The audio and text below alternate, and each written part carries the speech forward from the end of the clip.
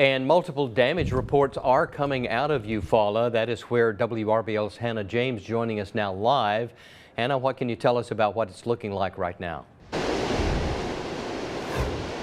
Phil, the big story right now is this rain that you can see coming down behind me. Strong winds can be felt right here. And from earlier today, back in the background, there's a corporate office out of Nebraska. The entire siding of their building was torn off. You can actually see from right here the inside of that building. And that's the main story here in Eufaula, is cleaning up the storm damage. Much of the damage includes down trees, down power lines, and roofs and the siding of buildings. Now, I caught up with one resident who actually lives in a neighborhood over to my right-hand shoulder. He described the entire incident when the tornado came through. I was standing in the door. I heard this loud, the whistling sound going through, and then all of a sudden, I heard another sound when it hit the transformer, knocked everything out.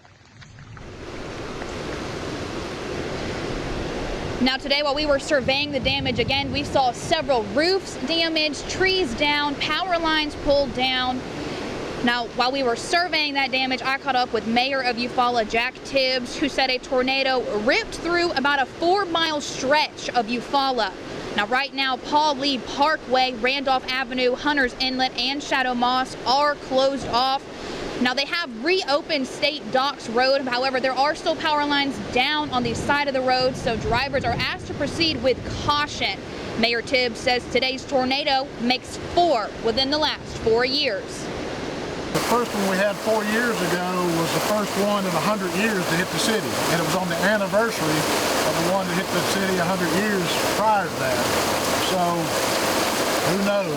You know, Eufaula is a perfect target because it's 14 miles long north to south, and these storms always move, you know, from west to east. So you know, we were blessed not to have any for 100 years, but we've had our share of them for sure.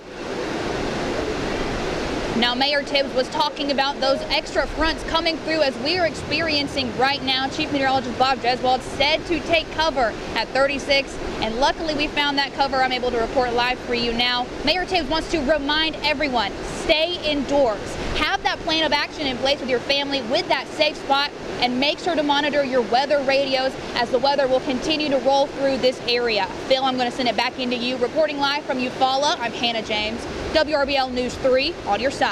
Thank you so much for that live report, Hannah.